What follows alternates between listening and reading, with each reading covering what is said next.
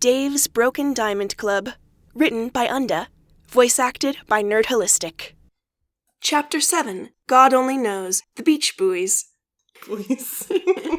The ruler is like a fish pun-loving megalomaniac. So. Acceptable.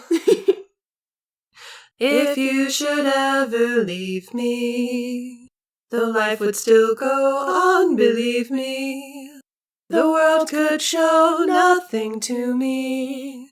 So what good would living do me? God only knows what I'd be without you. Number 9 in the top 10 classic pale hits of all time. Nothing is going right. Vriska still hasn't made your bomb, or at least she hadn't last time she was pestering you, and that means that Durka can't put the tracking devices on Dave yet because the small size of the ones he showed you means their battery life isn't great. You really need him to go there wearing them and leave right before the bomb goes off. On top of all that, you're thinking too much about how Dave doesn't want you to stay with him, and you're having to think real hard to remind yourself that you're not deluding yourself. He does like you back. And now your upstairs neighbor has a schismasis, and they're hate-fucking every vaguely horizontal, poorly sound-insulated surface in their unit, and it's disturbing your sleep.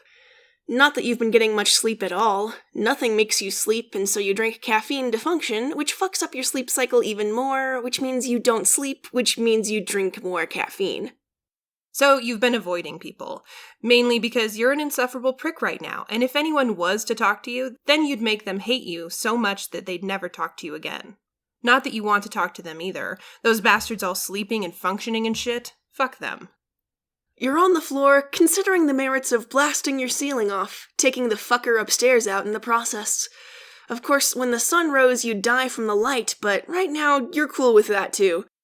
It takes far too long for you to react to the door opening and the sound of footsteps coming towards you. Dave swims into your vision. You don't know where your glasses are, but it means your distance vision is shit.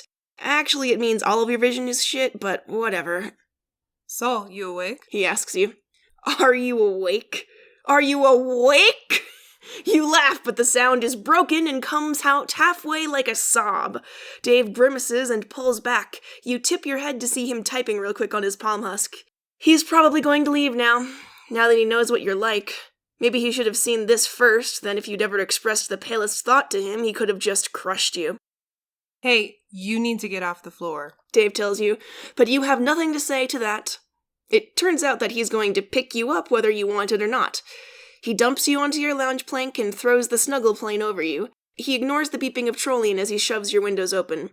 Don't. You rasp out. God, your throat is dry. Why? You need fresh. Dave pauses. His ear twitches as you hear the telltale slam of furniture and overly loud, filthy trash talking. It flicks abruptly to banging, and, well, banging with all the soundtrack involved. That's new, Dave says, raising an eyebrow. You shove the window and the sound muffles slightly, but nowhere near enough. The two of them been doing that a lot? Dave asks. He's smart.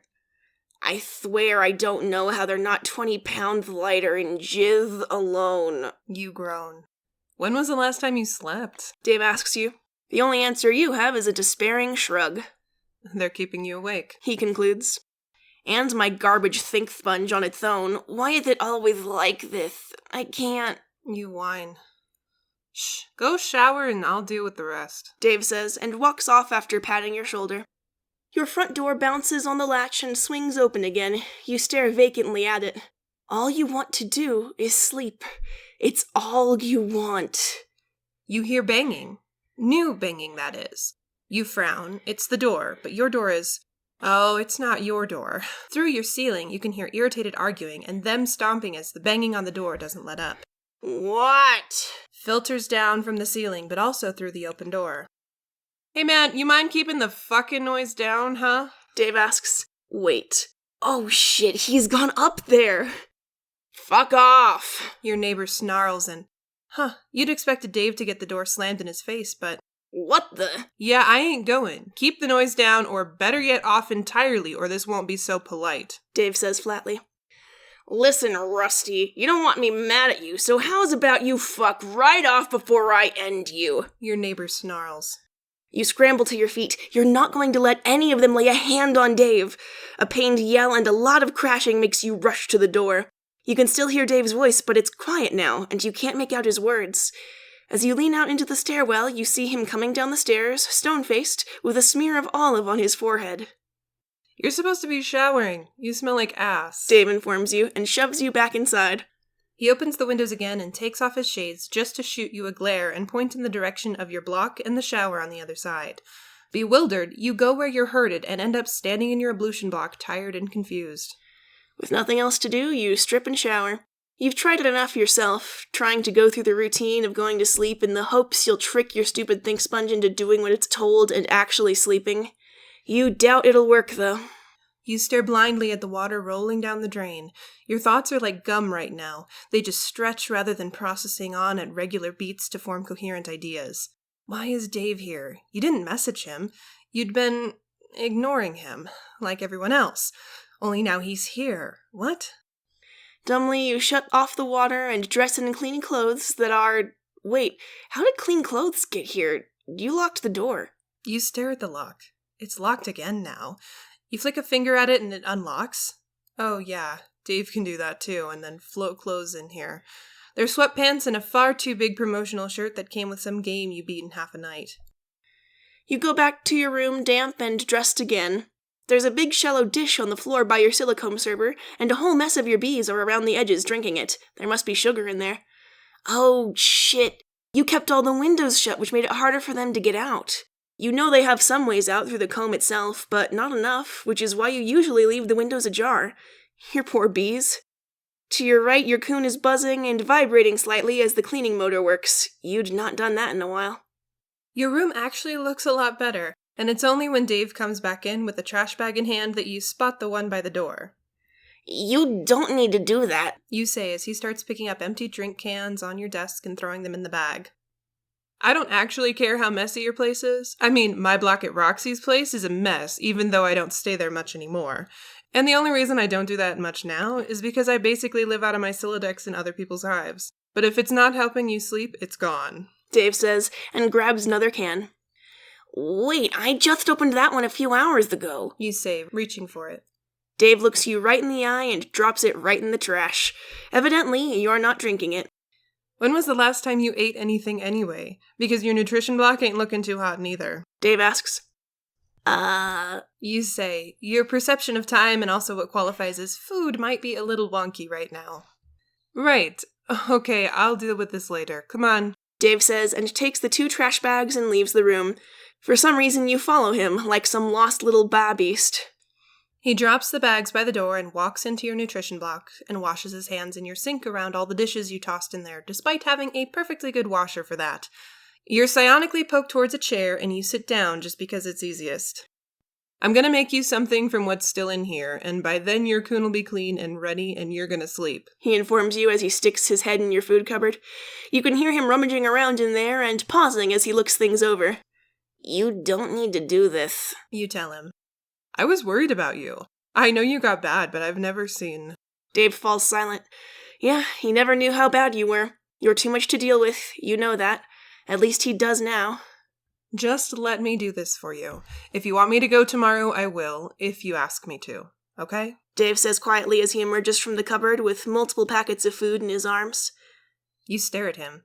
He wants to be here? Dave chews on his lip and turns away from you to the counter and dumps his scrounged food down. He pulls out his palm husk and starts some music, playing softly. There's no words to it, and it's only when he starts quietly doing his slam poetry thing as he cooks that you realize it's probably his music. You rest your face on the table and zone out, lulled into a kind of zombie state by his soft syllables and the rhythmic beats from his speakers. You're only pulled from it when a bowl is set in front of your face. You sit up and peer at it. Inside is 3 different kinds of pasta, probably from bags you almost used all of and then never threw out. There's a red sauce all over it, which smells nice, and there's green things in it that remind you of the frozen iron leaf that you bought a bag of when you once were convinced that you'd be healthy. Amidst all of that is some kind of meat? You think it's meat. It's spicy when you bite into it, but you're not going to lie and say it's good quality. You can't think of where he got this from, though you suspect he scrounged a fair few things together. I could redo that with the doggos. Yeah. You can't think of where he got this from, though you suspect he scrounged a fair few things together. I think we embrace the dogs. We embrace the dogs. It's going to be a dog episode, everyone. Welcome to dogs. Welcome to dog life. You look up to ask if he's gonna eat, only to see him at the stove shoving a spoon into his mouth as he tosses some things in the trash and other things in the dishwasher. Eat. Dave reminds you, and you do. It's not the greatest food you ever had, but it's certainly not bad, and far better than what you've been eating lately. The process of eating kind of skips past you. You had a full bowl, and then you don't. Dave is pulling you to your feet, and he leads you to your room and stops by your coon. You're gonna try and sleep, He tells you and pulls your shirt off. His hand falls onto the teeth marks on your shoulder. They're healed, but you can still see them. You're tired, so tired, but you're not stupid. This is pale, outrageously so. This is the flush equivalent of making out with someone at their hive to one of Karkat's stupid romance movies when you're already on a date. But Dave isn't going to be your Moirail. And yet he's here. You don't know what the deal is, if he's changing his mind, or if this doesn't mean anything. Maybe it just doesn't mean anything to him. But it means something to you, and you're too tired not to be selfish about it. Stay? You ask him hopefully. He looks at you and nods, then reaches out to hang his shades on the rim of the blue side of your coon and peels his shirt off. You can still see the slightly red-hued scar you put on him when he stopped him bleeding out. You get down to your boxers and you clumsily climb into the red side, figuring Dave has the blue one. The soaper hits your skin and you shiver. It's not really cold, it's room temperature, but you're so sleep-deprived that you're at the stage where you get cold and achy like you're sick. When I was working nights, and I was in school, and then I would go to work for a 12-hour shift, every, Friday morning, when I was getting off of a 24-hour day, I would get, cold and shaky. Yeah. Fun times. So it really reminded me of those times, and I was just like, damn. Yeah. That's what that was. That was sleep deprivation. Whoops. Real glad I did that to myself for, a year. Real healthy. Just real fun. Good times. Real healthy. 10 out of 10, don't do it again. 10 out of 10, never. Just don't. Cold? Dave asks, perched on the edge of the coon. You make a vaguely affirmative sound. You're not going to explain exactly how you feel. You watch as he curiously dips his foot in your side. Damn it, he's gonna make your blue side purple if he does that, and then goes back to... Hello, said an armful of Dave. You have two sides. Why is he... You're gonna... Stay still, stupid. Here. Dave huffs irritably, raising his red soaped covered hand to your face. You freeze, and he smears the stuff over as much of your skin as he can. You slip a little lower in the soaper, with your legs tangled with his, and you're pretty goddamn content with that, until Dave pulls you back towards the other rim of the red side, so that it's his head against the edge and yours pulled to his shoulder. Luckily for you both, soaper is neutrally buoyant, so you're just hazily drifting there together. You good? Dave whispers. You try to formulate an answer that isn't, I can die happy, but the best you get is something that's all consonants and weakly patting his ribs through the soaper. Gonna pretend I understood that. Dave laughs breathily. Go to sleep, he tells you. It's not that easy. You can't just do that. Dave threads his fingers through your hair and starts rubbing at your scalp and working the soaper around every strand and around the beds of your stupid double horns.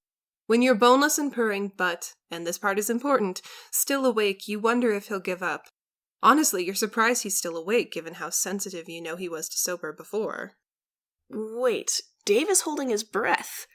No sooner do you notice it than do you realize that he's now breathing in time with you, in such a way that when your useless thorax expands with air, he breathes out, and then breathes in again just as you're going the other way. It's strange, but weirdly hypnotizing in a way.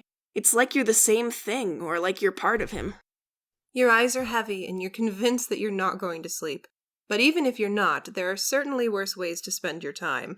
You could listen to the sound of his pulse in your ear forever, feel his warm frame against yours happily and without complaint indefinitely. Needless to say, you're surprised when you open your eyes to find yourself staring at the ceiling alone, with the warm light of sunset filtering in your room.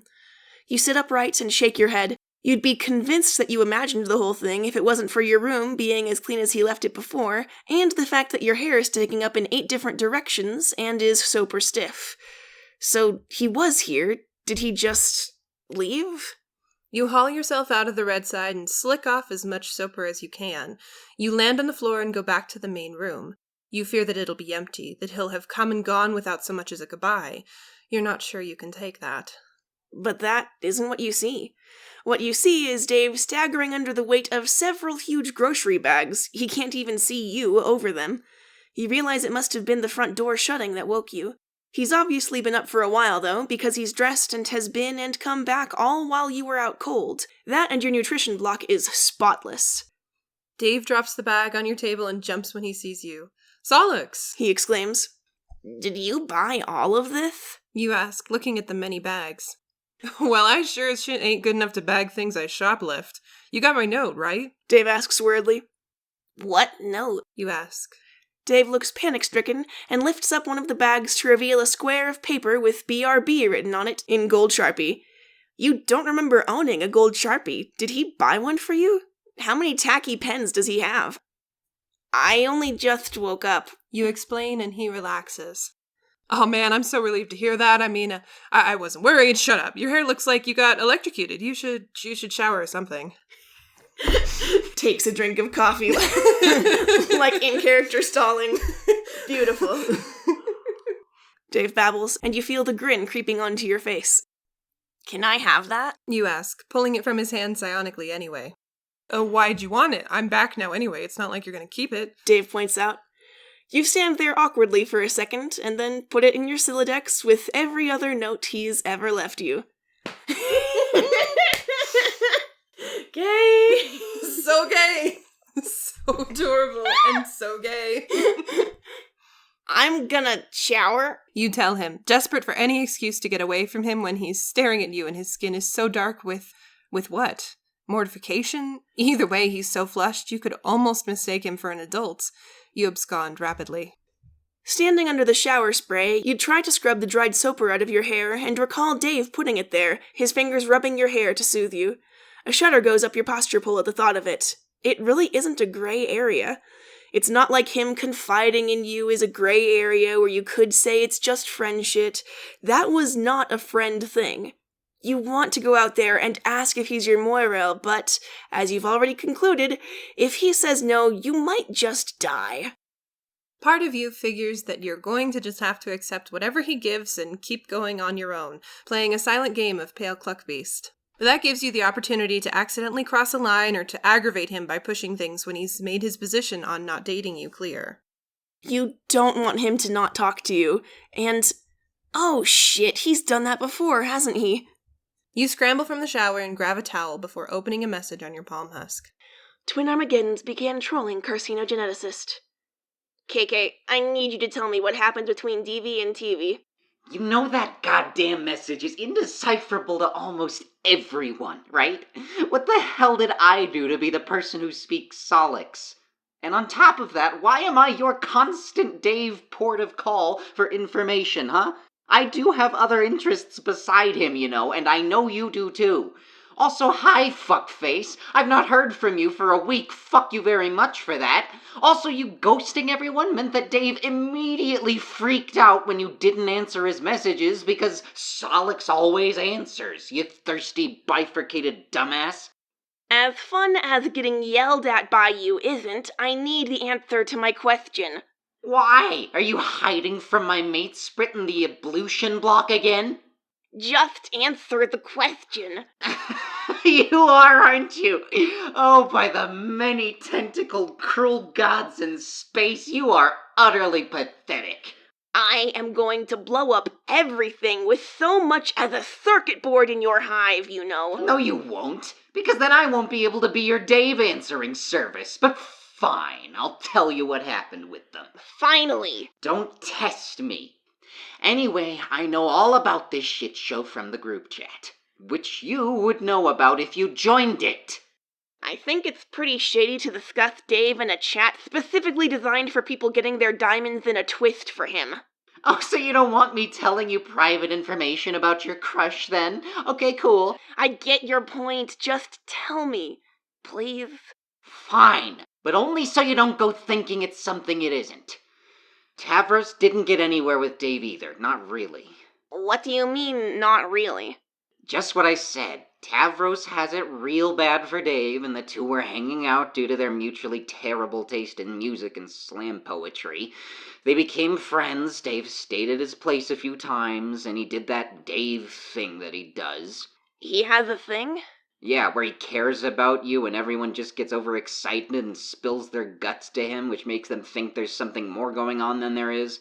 I'm not saying he leads people on, I just think that he's genuinely interested in people. For all his douchebag aesthetic and way of talking, he's actually really sweet. Yeah, he is. Fuck, we both have it bad. We won't speak of that again. Anyway, Tavros didn't listen to me when I was telling him that this happens to everyone, and he kept reading into shit too much, and I guess he got it in his head that he should just be determined and push on. Push on, like, how? What did he do? I think he just kept ignoring every cue that Dave was probably dropping about how he didn't like him like that, and it ended up with Tavros trying to get him into a pile to talk about something or another that he was convinced was bothering Dave. You think of how Dave was surprised at the beach when you didn't keep pressing him for details, when you just accepted his denial of information, of how he always makes sure his coming and going is when he wants. He's not as touchy about his boundaries, and he really does have a lot of cues that he's not happy with something. He'll change the subject or just go quiet. Sometimes he'll even just go. You've made dumb jokes over Trollian that he didn't like so much, and sometimes he'll just go, and then when he comes back, it's like nothing ever happened.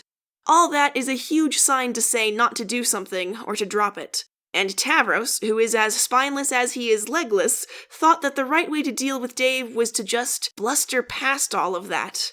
You're not sure if you're furious at him or despairing. What a moron. No wonder Dayvhe doesn't talk to him anymore. Yeah, it was really bad. I warned him, but he didn't listen, dumbass. It took forever before he'd even talk about Tavros without being weird about it. It's not being weird. If one of my friends tried that on me, I'd be pissed off too. And it'd be awkward as hell. Oh yeah, I'd flip my shit too, but this is Dave. For the record, I shouted at Tavros a lot for this, in person, and everyone else got their own word in. I mean, Roj has chuckle voodoos. And everyone else got their own word in. I mean, Roj has cuckle-doo-voos. Cuckle-doo-voos. Reading She would, is a though. thing. If anyone was to have cuckold voodoos, it would be Roj. What? She's a fish troll. How the fuck? Weird genetics, I guess? She's just that creepy, who knows? All I know is you sure as shit don't need to go blow his husk top up for shit that happened ages ago. But why'd you ask? Your fingers still as you try to think of an answer. Honestly, you don't want to be the same guy. You don't want Karkat to be explaining to someone else a sweep down the line why Dave doesn't talk to that Solix guy. Tavros didn't listen to all the ways that Dave subtly says that he's not interested. But he's a guy who's been under literal mind control for far too much time. You're not about to ignore any chance he has to decide things for himself. Dave told you he couldn't be your Moirel. Straight up, honestly said no. You'd be lying if you said he wasn't acting that way, though. He'd slept with you for fuck's sake, but if that's all he can deal with, then that's it. It probably makes sense. Floating in your sober with him over day, you were barely on the same planet, you were so out of it. Which is fine. You're pale for the guy, you trust him. But Dave, well, you saw him when he showed up almost zombie-like before. Being out of his head clearly isn't a good thing for him. So drop it. He came up in conversation. He said about how they didn't hang out anymore. I'm not exactly close to the guy, not since Aradia died, but he never seemed like the kind of person you'd go to the trouble of dropping, you know? It's an answer. True, but not true. Yeah, well, like I said, it's a shit show. Why? Did you think they were more than they actually were and get jealous or something? Why? Are you writing some torrid pale romance book and looking for dramatic inspiration? One of these days, I'm just going to strangle you. And when I do, I'll dance up and down on your ungrateful toast rack of a body and laugh. Yeah, good luck with that. Stop hiding in your ablution block. Stop breathing! You close the chat and dry off, silently wondering how long it'll be until either you or he gets anxious about that conversation and sends the other a message asking if you're still friends. Dressed and reasonably presentable, you head out again to find Dave sat on your lounge plank with his feet on your coffee table as he types away on his husktop. He looks up when you come into the room, though, immediately dropping his attention from everything else. Hey, how'd you feel? Did you sleep okay? Dave asks, as if he wasn't there with you the whole time. I actually slept, which was something. I didn't think I was going to. You admit, and Dave looks instantly pleased with himself. How long did you even go without sleeping anyway? He asks. What day is it? You ask. That's a bad answer to that question. Sit down, I'm gonna grab food for us. Dave insists, and he does. He gets up and makes food and fusses when he brings it to you, as if you were going to not eat it. You gather that he has something on his mind, though. So you mentioned this before, and Carcat might have said something when I, wouldn't stop asking. Dave says that last part quick and quiet, but you heard him. Just that when you don't sleep a lot, or when you're like this, that things get bad. Is that what's going on, or is this just your neighbor keeping you up? Dave asks carefully. You imagine Carcat didn't say whatever he said so carefully and gently. You sigh and float your bowl over to the sink in the nutrition block and drop it in the water. Your head still feels thick from tiredness. Great though sleeping was, you can't erase however much sleep debt you have with one day's rest. You pinch the bridge of your sniff node right where your glasses usually sit, and sigh. I don't know. Both, probably. You admit. Of course. I give you an either-or option and you say both. Dave laughs. Truth hurts. You shrug, the corner of your mouth pulling into a slight smile, despite you not telling it to do that. Well, Dave says more seriously as he reaches over and runs his claws through your wet hair. Would it help if I stayed? You hold your breath. He said he didn't want, but this is him offering, so... You don't have to. You hedge. Man, I know I don't have to. I'm asking if you want me to. I don't want to be here if being around people is going to make shit worse, but if me hogging your Trollflix account and occasionally pelting you with fresh vegetables is going to help, then I will. He argues. That, if you're cool with that, then yeah, stay. Just don't throw things at me. You say. I make no promises. Dave declares with a wicked grin. Dave decides that he is going to take you up on that freeloading your Trollflix account right then and there, and decides that he's going to scroll through things until he settles on one thing that you're going to binge. He eventually settles on a show that you've not seen, called In which a low-blooded private investigator with blatant soporific addiction and psionically boosted strength continues through life avoiding the advice of her Moirail, only to find herself face-to-face with her ex-mate Sprit, a blue blood with mind-controlling psionics of absurdly high strength. You somewhat figure that he wouldn't be cool with the subject matter of this at all, but he literally chose it, so you settle in. Why is the title so long? I thought they were going to address it. Is this just a normal thing? This is a synopsis, not a name.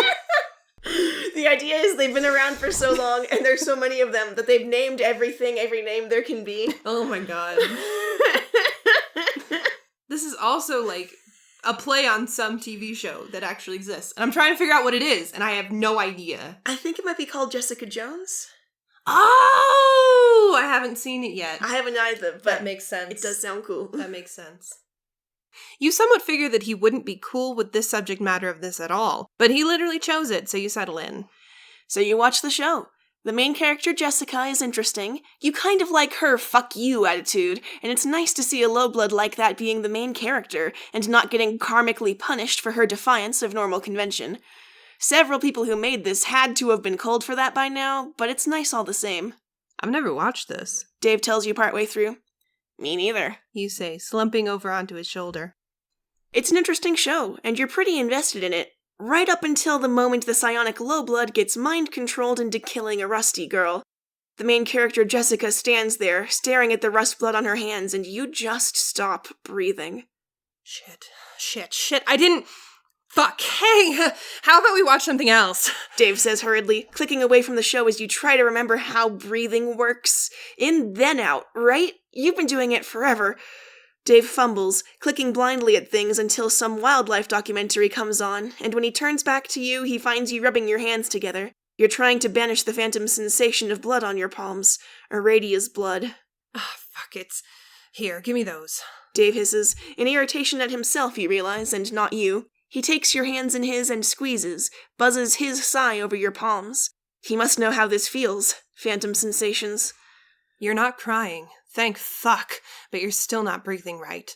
It startles you when he kisses your cheek, right where he papped you that one time at Carcat's. But his hands are occupied with yours, so what else can he do? It makes sense in a strange way.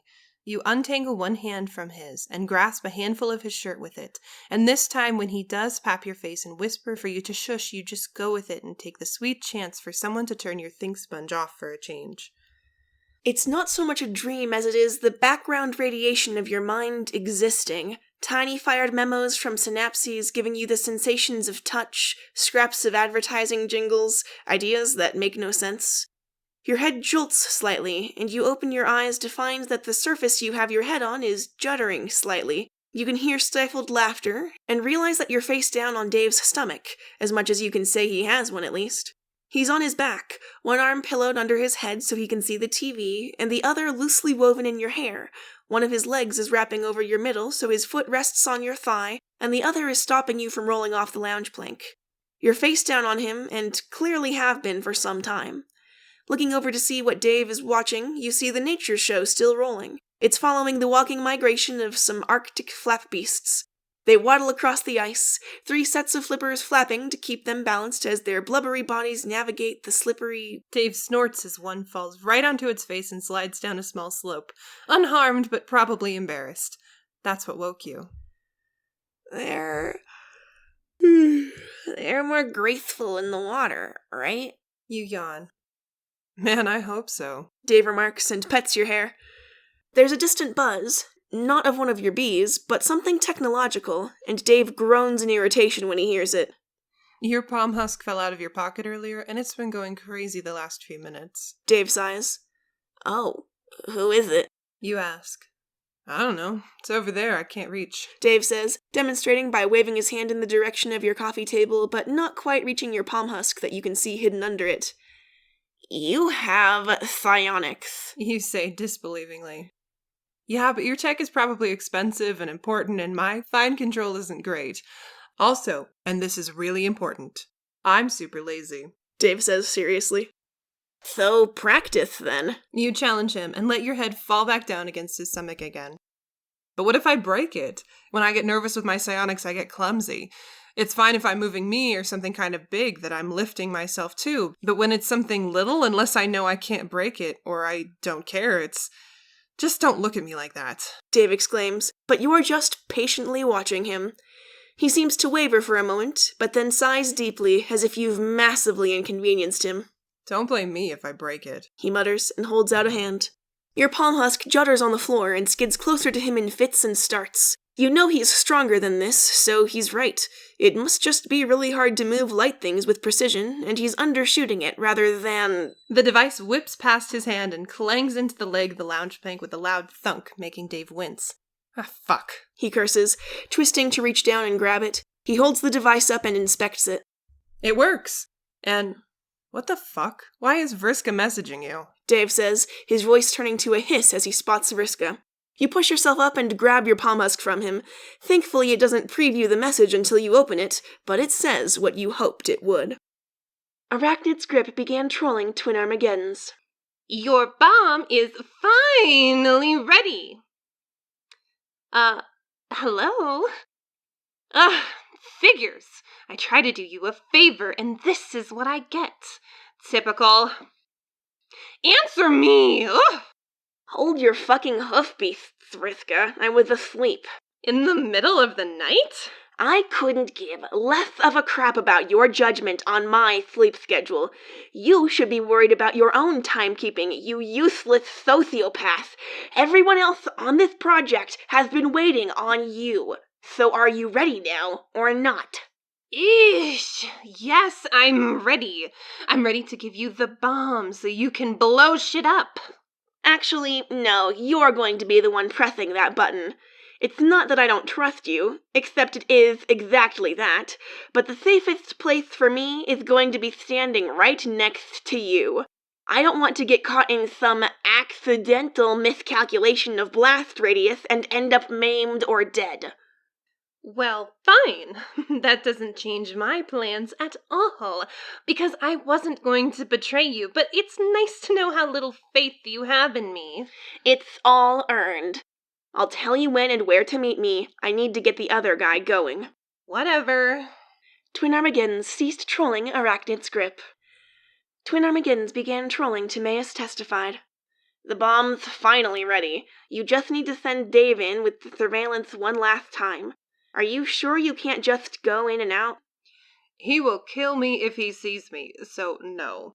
But that's fine, I'll let you know as soon as Dave is going. All right. Twin Armageddons ceased trolling to Mayus testified. You lower your palm husk to see Dave still sprawled back on the lounge plank with a frown on his face. He nudges you in the hip with his knee. Hey, that's not a good look on your face.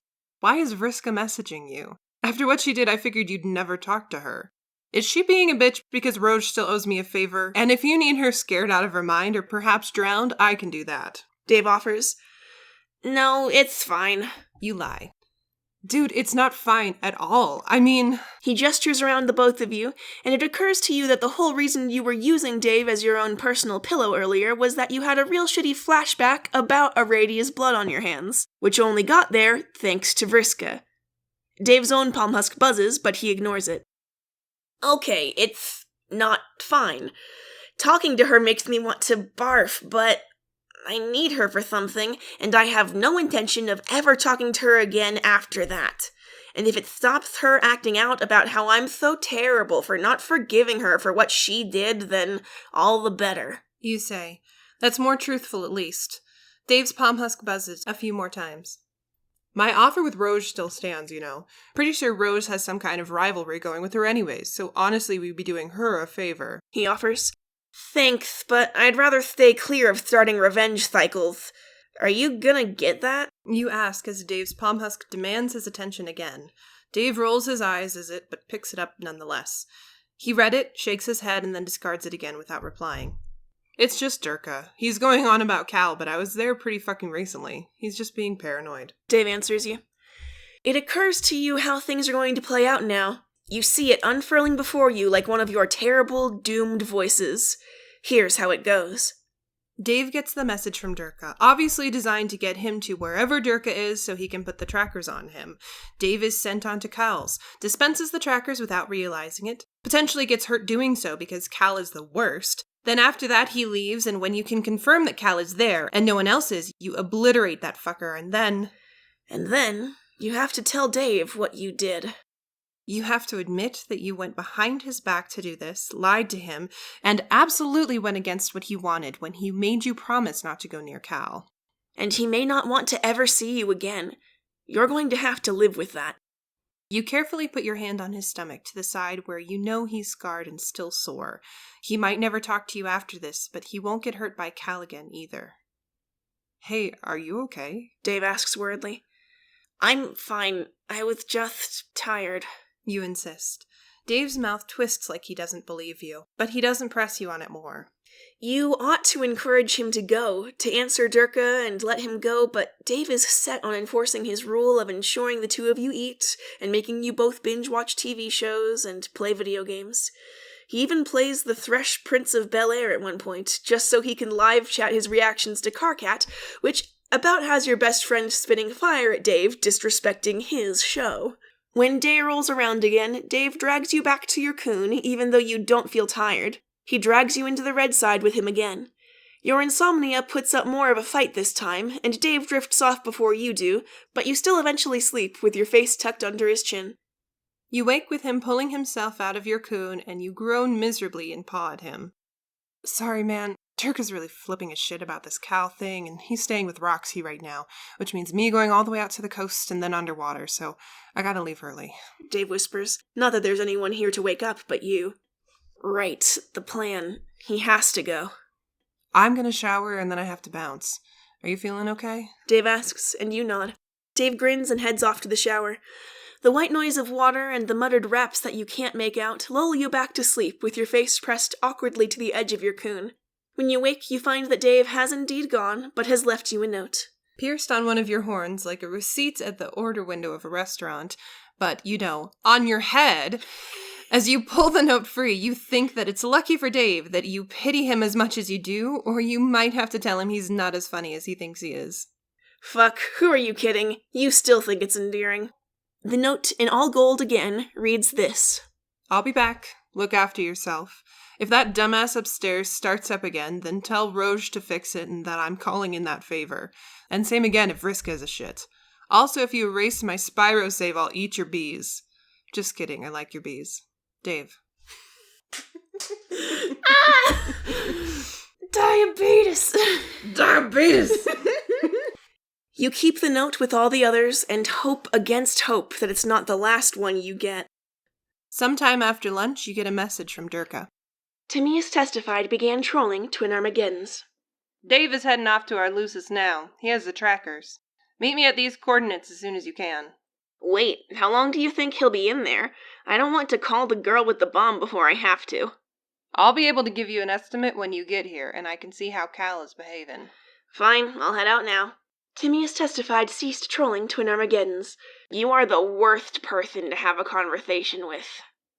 You grab your husk top and a few other things you might conceivably need, along with your now much depleted medical kit, just in case something does go wrong. You have this fluttering anxiousness in your gut, and you hope it's not some premonition of things to go wrong. You do reassure yourself that you only hear the voices of the imminently dead, nothing else. That does whatever the opposite of reassuring you is. It de-assures you. That's one of his mental things. When people are, like, seconds away from dying, he will hear their death screams and words and whatever. It's pretty awful. That would just be constant, wouldn't it? Yep. Is there a radius, or it's just everyone on Earth? It seems to be a radius thing. Oh, okay. Yeah, a little better. A little better. Their entire species got wiped out in canon, and that was a bad time for him. Fucking bet. Yeah. Jesus. For like 10 seconds ahead of time, you're just like, everyone's going to die. I'm glad I'm not Solix. He has to deal with some pretty major shit. You open the window by your lounge plank and fly out into the sky, pushing it shut behind you. The coordinates that Durka sent you are for the town right next to where he grew up, the one that's well out of the blast radius of the bomb Vriska has made for you. It's a decently long flight, but instead of going right there, you fly up when you get to the town. You and Iradia used to do this sometimes. Fly together and go high enough that you'd both shake from the cold and get lightheaded. You soar upwards and then hang there, the town below you just a smudge of light in the darkness. Branching away from it are lit roads, other buildings, the train line, industry. And there, like a dark bruise on the land, is the barren place that Cal lives. And it's where Dave is right now. You drop out of the sky in a controlled fall that still makes your ears pop, and when you land, you have to wander a bit before you find where Durka was directing you. Soon enough, you come to the conclusion that he was directing you to a bar. You walk inside to find it more or less deserted. There's two shady-looking olives sitting to the side together and quietly discussing something or other, and Durka sat in the corner with his hood up and mostly covering his artificial gills. Would you care for refreshment? Okay, there's... I'm missing something here. I just love them. I'm just happy to see them again. Oh, well, good. It should not delight me this much, but... No, that's fine. I know there's a trick for, like, making your voice sound like a robot, but it's very hard to do for long stretches of time. And I don't know how it'll sound on the mic. Would you care for refreshment? Pronunciation is also hard. That sounds like it would kill your voice. You can challenge me to a rap battle. Don't die, don't die. You were right. I made a mistake. No, it's alright. Would you care for refreshment? A large robot asks you. You look up at it. The thing is certainly not a standard droid. It has a big cloak on, for one, as well as a baseball cap and the same stupid glasses Durka wears. Durka waves at the robot, who nods. You will care for a refreshment. It amends and trundles off.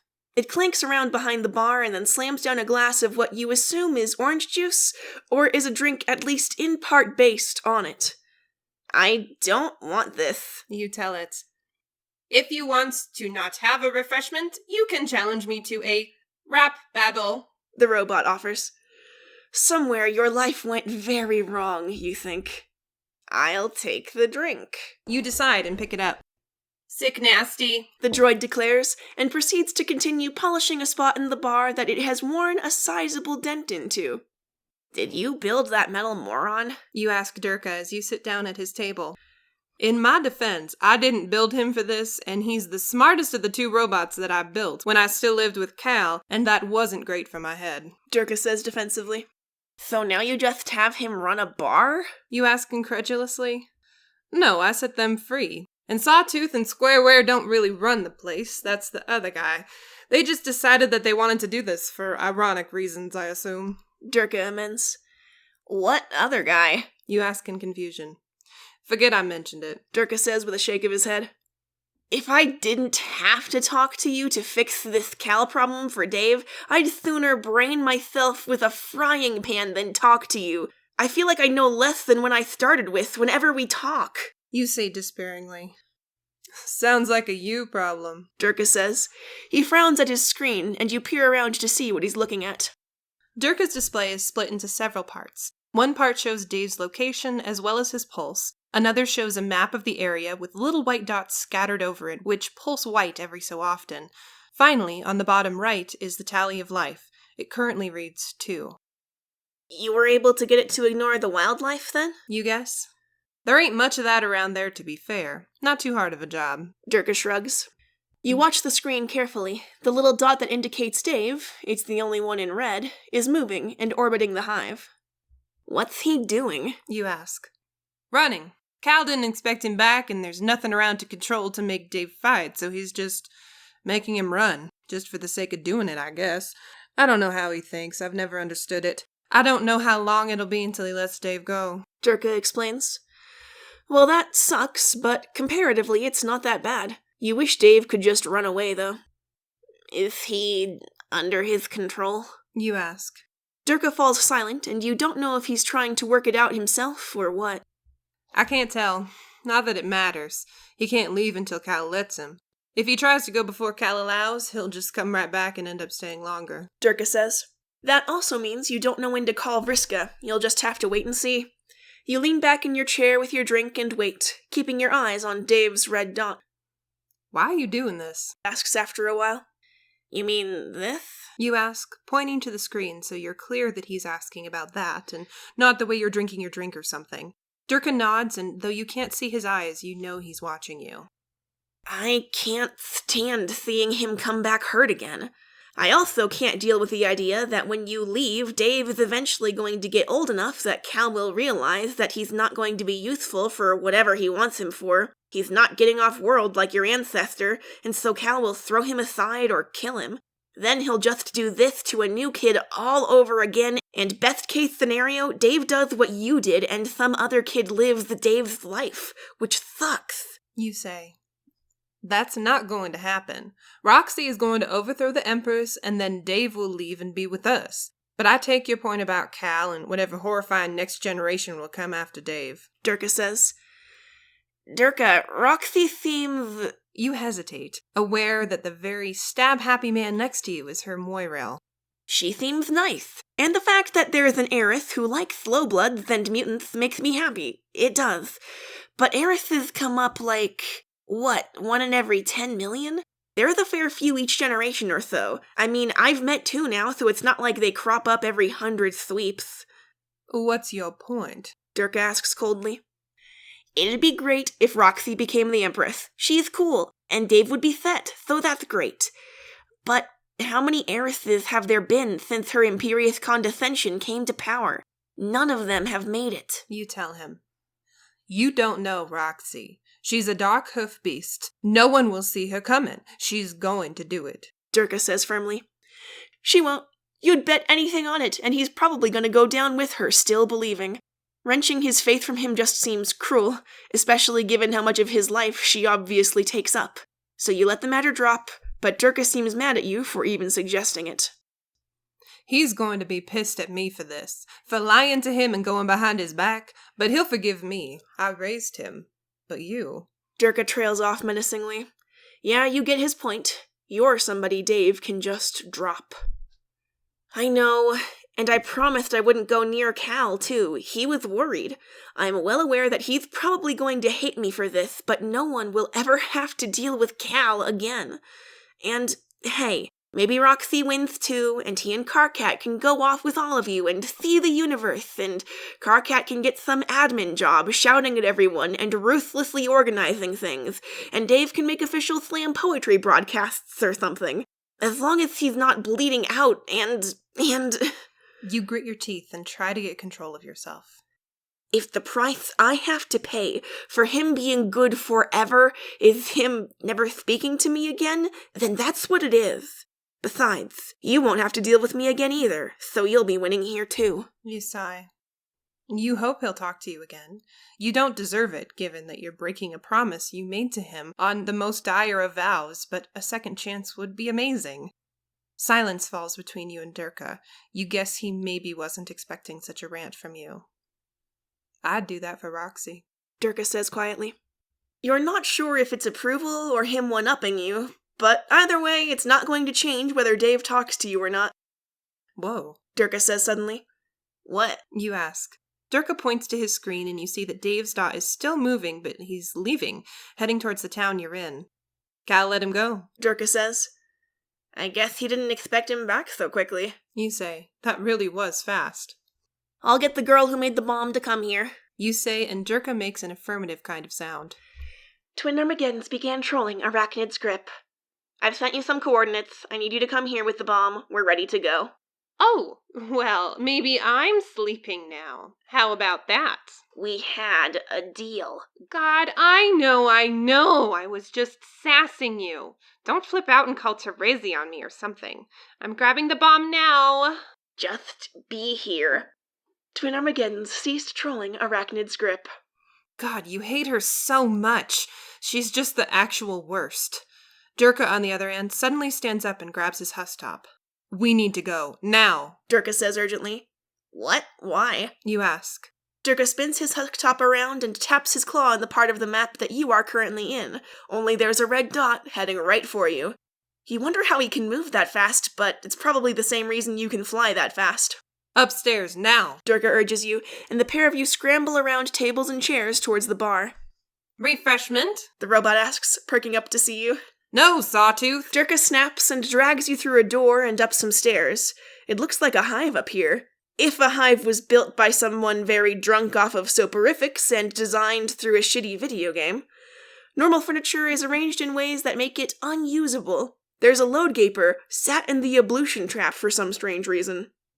Why is he coming here? You hiss as you and Durka both watch the red dot hone in on your position. Durka pulls you into what would be a normal troll's respite block and shuts the door. The dot hones in right on you, and straining your ears, you hear a door open and then footsteps on the stairs. Goddamn no, Sawtooth, that shit's nasty. Dave's voice floats up to your ears, and both you and Durka hold your breaths. The room on the other side of the wall you're leant on was the completely wrong ablution block, but evidently the taps still work in the sink. You think he might be drinking? That makes sense if Cal's been making him run for ages. Chunky metal footsteps come down the hall. Dave! A synthetic voice cheers. Hey, Squarewave! Like what you've done with the place. Dave says wryly. It's rad. I know you love radness. We should throw down slam poetry battle. Sick fires. The robotic voice declares. Dude, no. I always beat you, and then we both feel bad after. Dave sighs. Okay, this isn't so bad. Dave's had his drink, and now he's going to decline the invitation to rhyme with a robot and leave. Then Vriska will show up, you blow up his Lucis, job done. It's going to be fine. And then Durka's palm husk pings with a message. Durka throws you his husk top, which you hastily jam in your Silodex as you both then desperately flick your devices to silent. Dave trails off. You gesture to the window and Durka nods. You grab it, pulling it open carefully and trying to avoid it squeaking. Did you hear that? Dave asks from behind the wall. Shit. It was a message alert, like this alert that I will school feed you in rhyme. Squarewave answers. You climb out of the window and hold it open for Durka. Is Durka here? Durka! Dave shouts that last part, and you pull the man in question through the window and fly up onto the roof with him. You hold Durka to your side and listen as Dave goes into the room you just escaped from. Durka is quickly typing, and you catch a glimpse of it as you duck behind an air conditioner. Yeah, I'm here, but I'm probably not where you are. Not unless you're with Roxy too, and also invisible. You're not at the bar? That is what I said. Okay, weird. Bad news about your bracelet thing. I didn't mean to break it, but all those beads came off of it and I couldn't see them after. Don't worry about it. Just go stay with one of your friends. I'll see you soon. All right. You seem weird tonight, but whatever. Turntech Godhead ceased trolling, Timaeus testified. You silently wait until you hear Dave leave, and then reunite Durka with his husk top, and you can see Dave heading towards the train station. With a sigh of relief, both of you head down again, by jumping off the roof. Durka insists that no one wants to be caught up in a rap battle with Squarewave. You certainly don't want to watch that either, so you agree. That with two clothes. And what the fuck is up with that hive? You ask, jerking your head towards the upper floor of the bar. Sawtooth and Squarewave like pretending they're people, or that they're organic people at least. They just don't really get it. Or they don't care, I don't know. Durka shrugs. After that, you only have to wait at the door for 10 minutes, not 8 as she would like, before Vriska shows up. This is her. You tell Durka as she comes closer, eyeing you suspiciously. Who's this? Vriska asks as she looks Durka up and down. I'm the guy making sure we shoot the right target. Durka says stiffly. Boy, in contrast with his words, you almost seem friendly. Almost. Okay. Where are we doing this? I saw an abandoned troll Denny's out that way. We could use the back of that. Vriska suggests and Durka agrees. This must be it. The thing that you do that makes Dave never talk to you again. You're about to do it. You blindly follow Vriska and Durka as your mind churns. Should you really do this? Will he understand? Why do you call it Troll Denny's? What else would it be? Solix, look. Durka says, snapping you back to reality. He's sat on the floor with his husk top on the ground. You pull yourself together and look. The screen is reading the life count at 1 now, something moving near one of the sensors. Is it him? Can you be sure? You ask. Durka pulls a cable out and you realize it was headphones. You can hear footsteps and rustling and then... You and Vriska both recoil in horror. That's no troll voice box making that sound, but it's definitely speech. It's the same uncanny valley as when tropic green flap beasts mimic speech. Only this thing is laughing. I'm sure. Durka states coldly. We're aiming for that? Vriska asks with a shudder. Yeah, Durka says, and turns his husk top towards her. She pulls out an explosive device that reaches to about your knee in its stand. It doesn't look too powerful, but you're not an expert in these things. Vriska is typing the coordinates into the controls for the bomb, or you suppose it's a missile. Her metal arm shines as she moves. You know what made her need it, and honestly, she deserved worse. But here you are. All right, I'm ready, Vriska announces. Durka looks at his screen one more time and then nods. No other troll has wandered in, and Cal hasn't left. You watch as Durka picks up his husk top as the bomb, not the rocket, blasts off and walks over to the wall of the troll Denny's. That'd be smart, and a good way to protect from any blast, but you maintain that you're safest next to Vriska, and besides, that building doesn't look too stable. You focus on Durka, though. Killing Dave's Lucis and then not stopping a building from crushing Durka would really make him stop talking to you. Vriska's smile goes terrifyingly wide as she presses the big red button on the controls. You don't know what it does, though. It's already launched, but maybe that's to arm it in case it hit something before it got to Dave's hive and blew you up too. You hope it's that kind of safety procedure. Come on, Solix. Cool guys, watch the explosions. Vriska cackles. That's the dumbest thing I've... You don't get to finish your sentence because you're suddenly knocked on your ass and a bang sounds so loud that you can't hear anything at all. Everything is hot. Too hot. You throw your psionics up to protect yourself, but there's too much going on to focus. It stops as suddenly as it started, and you woozily sit up with your ears ringing. Half of the troll Denny's is demolished, but Durka is fine, clinging to the wall in alarm. Above him, a hunk of the building teeters and topples, and you blast it away from him in an uncoordinated swipe, but when you look back, he's not there anymore. He looks from you to the wall, and you see him say something, but you can't hear it. What? You shout. Durka says something else, but you still can't hear over the ringing. Fuck, you hope you're not deaf now. Durka shakes his head and opens his mouth wide, pointing to it. What? At your nonplussed expression, he crouches down and grabs your face in his hand and squeezes your cheeks in a way that forces your mouth open. He presses harder, and then one of your ears pops and sound comes back. Oh! You gasp and Durka releases you. You work your jaw a few times until your other ear pops as well. I said thanks. I didn't need your help, but thanks, Durka says and pulls you up. You both look around at the devastation. Vriska clearly overamped her bomb. Half of the things around you are on fire, and most buildings have some kind of damage, which means that Dave's hive. Come with me, You say and hold out a hand. Durka stares at you for a moment and then takes it. You rocket the both of you up in the air to see where the bomb hit, and whoa. Vriska does not do things by halves. The place where Dave's hive used to be is now a crater in the ground at least 500 foot deep that gets shallower and shallower as it reaches the edge of this town. There's no sign of life at all within it, not even plant life. There's nothing in there to burn, but the raw rock in the deepest parts is still glowing hot red. Holy shit. Durka breathes, and you drift back down to the ground. Well? Vriska asks when you land, clearly having worked out the hearing problem on her own. Yeah, you did it. You nod. Good, then you better hold up your part of our deal. Stop telling people that you hate me and that I'm the worst. Maybe even put in a good word for me so people stop being so overdramatic about the whole thing. Vriska says. I do hate you, and you are the worst, but I'll do what I agreed. You nod. I'll take it. Now, I'm gonna go throw things in that crater. Vriska says gleefully and rushes towards the crater edge in the distance. You and Durka walk over that way as well, and you can see the cloaked figure of Sawtooth curiously ambling towards it, as well as scared trolls who live nearby, wondering what happened.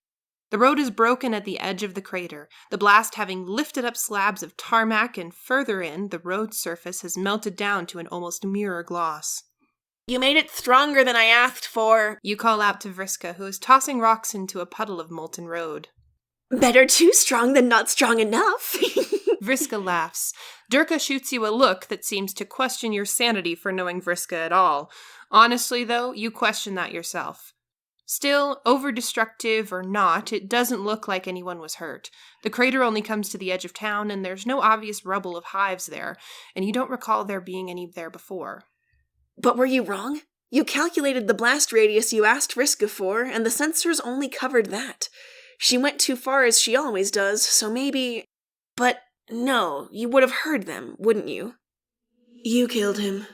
Vriska shrieks, and Durka leaps a foot away from you and arms himself, but you know that voice. Hey. You say, turning your head to see her ghostly form floating there. I suppose I wasn't supposed to be here in time to stop you, but if you're wondering, you killed him. Aradia sighs in her hollow voice. You mean Cal, right? The mind leech? You ask, momentarily terrified that maybe she somehow meant Dave, that perhaps he doubled back when no one was looking and got killed. But Aradia nods her head and you relax. No one else? You check. No, but I checked on your boy, though. Aradia tells you. On Dave? You ask. He's never killed anyone, but it's funny. You know how I know who killed who? Aradia asks, looking at you with blank eyes. You used to say that they told you who did it, but also that someone's guilt binds them to the people they kill? You say. Vriska looks viscerally uncomfortable in the distance, but she clearly doesn't dare move at the risk of drawing attention to herself. No one blamed him for their deaths, so I looked to his guilt, Aradia says. Dave never killed anyone, Durka says confidently. Also, Durka continues, why are you talking to a ghost? Oh, this is Aradia. She's my... You begin. We're friends. Aradia finishes for you. Oh, ouch. That's that old flame well and truly snuffed out. The thing is, Dave had guilt, so I followed it, and I found a whole mess of tiny ghosts, little wigglers. But he didn't kill them, he just feels that it's his fault they're dead. A boy who blames himself for deaths he didn't cause. Aradia says thoughtfully. You stare out at the molten slag of the crater ahead of you, and think of all the grubs that came between Dave and Durka, of the ones that came after Dave left, and before he worked out that he needed to stay, however infrequently. Blame sounds like his kind of thing there. But it won't happen now that you've shifted the tides of fate. And sorry about your face, Aradia says and fades away into nothingness. Did that ghost just tell you facts I could have told you about Dave, and then insult your face? You shrug helplessly. That's Aradia for you. Still, she would have told you if you'd killed anyone but Cal with this, so no casualties, no injuries. The only death was Cal's. You did it. You.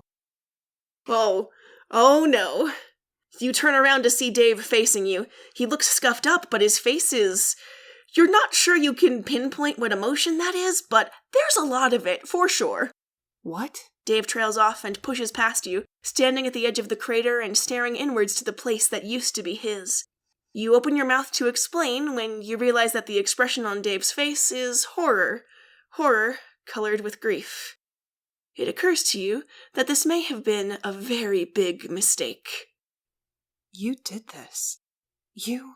Dave whispers. Durka is standing stock still nearby, watching Dave and clearly unsure at how this is going to play out and unwilling to show his hand until he figures that out. Dave looks at you, not that you can be sure with his shades on. Still, his statement warrants a response. And what can you say? An excuse? A justification? In the end, you can't bring words to bear in the situation, and you just nod. You did this. You killed my Lucis! Dave shouts at you, and he's right, you did. Cal was terrible, he deserved to die, but maybe you had no right to be the one to do it. Maybe Dave wasn't ready for this. Maybe you could never comprehend a bond as fucked up as theirs was and should have stayed out of it. You promised me you wouldn't, and here you are! Dave accuses you. I'm sorry. You croak, and for that you really are. You see the punch coming, psionically boosted or not. You could stop him. You could throw him 10 feet in the air, freeze his body where he stands. You could rip a fucking moon from the sky and obliterate you all if you chose. But you don't. You don't do any of that. When his punch connects, you fall to the floor, blood streaming down your face. Stay the fuck away from me, he snarls at you. And like that, Dave is gone, rushing away from you into the crater. Durka looks from you to Dave, clearly conflicted, but he runs after Dave. You press your sleeve to your face to stem the blood flowing from your sniff node. Sorry about your face, huh? You did this to kill someone's Lucis? Vriska asks you, and you look up at her in alarm. She is staring down at you, and for a moment you realize she may well not be all right with that. Vriska's Lucis is a giant spider creature that feeds on trolls. Ah. She has, canonically by this point, killed hundreds of troll children to feed her mom and keep her alive. Ah. Super. So, It's complicated, you answer. In my experience, people aren't good with complicated, Vriska says and pulls you to your feet. Don't forget our deal. Later, Captor, Vriska says and walks off with a wave. And just like that, you're alone. Well, not alone, really, because there's the residents of the town around and 2 robots nearby, but in all the ways that matter, you're alone. You got what you aimed for. Dave is safe, and he's never going to talk to you again. You should at least have the decency to go. You kick off from the ground and fly home, crawling in through your window and kicking it shut after you. You sit on the floor and cover your eyes with your hands. You can still see his snarl as he told you to stay away. Looking at your palm husk, you see that he's offline, which more likely means that you've been blocked. You don't dare find out, and besides that, he told you to leave him alone. You can do at least that much. What are you going to do now? Well, the best thing you can do is finish the last of your plans to keep him and Karkat safe. Turn your work over to Karkat and let him talk to Nepeta instead of you. And you can do what you promised Dave you'd do. You can pass the tests as the world's least interesting psionic and have a shit job in tech support. He wanted you to live when he got you that plant. The least you can do is respect that. You hold your palm husk a little tighter as your vision goes misty with tears you are not going to shed as you try to just accept it. You were prepared for this. You knew that saving Dave from his Lucis might burn your bridges totally, but it was a risk you were willing to take. But still, you can see him now. The narrow frame of his body and all that facade he hides behind, the shades, the attitude. Except he let you behind them. He let you see him and he cared about you too. He put his life in your hands, trusted you instinctively even when he was out of his mind with pain and Cal's fading control. Fuck, you whisper aloud, dropping your palm husk and holding your head in your hands. I'm never going to pity someone like him ever again. I lost him. You hiss. You're outraged at the unfairness of it all. Not angry at yourself because you'd still do what you did, and you're not mad at him because you understand. It's just not fair in a universal kind of way. Why did you have to be shown just how deeply you could fall for a guy only to lose him forever? Your palm husk buzzes, and you aren't even ashamed to admit how desperately you grab for the thing, hoping and pleading that it's Dave. It's not, though. You know his rusty smokescreen anywhere, but the text is gray. It makes sense for Carcat to come and talk to you, or yell at you. If Dave told him what you did, you bet he has something to say. But no, not him either. It's a gray troll tag you don't know. Autonomic response began trolling Twin Armageddons. I have to say that I'm glad to get to talk to you. Who the fuck are you, and why do you type like Durka? Only your faith at the beginning doesn't have a mouth? Word to the wise, kid, don't compare me to Durka.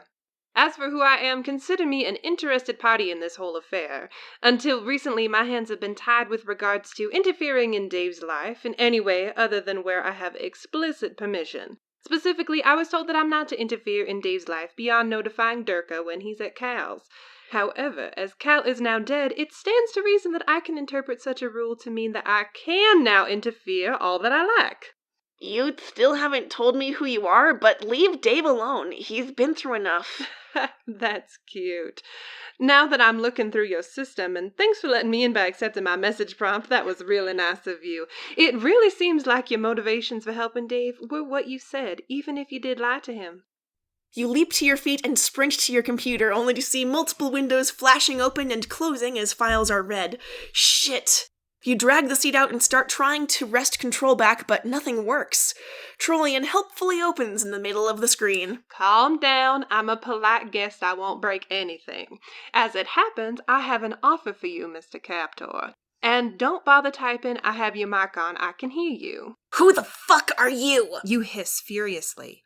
Oh, right. I didn't introduce myself. Where are my manners? You can call me Hal. We've not met, but Durka's passingly mentioned me somewhat ominously as the other guy, and you've been in my bar. Either way, I think it's my offer that you'll find more enticing. You see, I've known Dave as long as Durka has. He listens to me just as much as he does Durka. And honestly, I can see why you did what you did with Cal, and I agree that it was the right thing to do. Unfortunately, I was too bound up to offer the same solution to Durka before, which I will be pointing out to him. It's lucky that you came along, really. My offer is this. As a thank you of sorts for what you did, I can repair your relationship with Dave, make him understand what happened, and give you a second chance. What do you say? What? You say in disbelief. It's nothing nefarious. I'll just talk him around. I think you've been unfairly persecuted here is all. You rub at your eyes. So much for your vow against tears. The prospect of Dave back is more than tempting, but you know it wouldn't be right. I want Dave back more than you can imagine, but... You shake your head. He's been the puppet of other people for too much already. I knew he might hate me for this. I deserve it. If he changes his mind, then great, but not if someone else changes it for him. Leave Dave alone. You say roughly. But you did nothing wrong. I lied to him. I broke my promise and I killed his Luthith.